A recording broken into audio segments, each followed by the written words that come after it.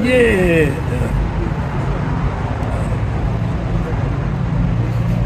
देखो यार, मुझे मेरी उम्र 80 साल है और मुझे पार्किंसन।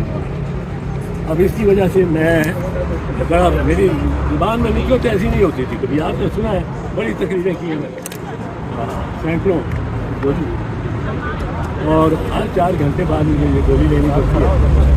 पर मैं इस बीमारी की वजह से, और मुझे डॉक्टर ने सर्टिफिकेट दिया परसों, 6 डेज बेड रेस्ट, और मैं प्रोफेसर हूँ। अच्छा, तो वो जो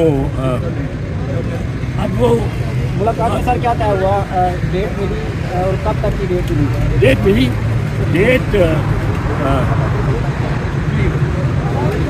डेट मिली और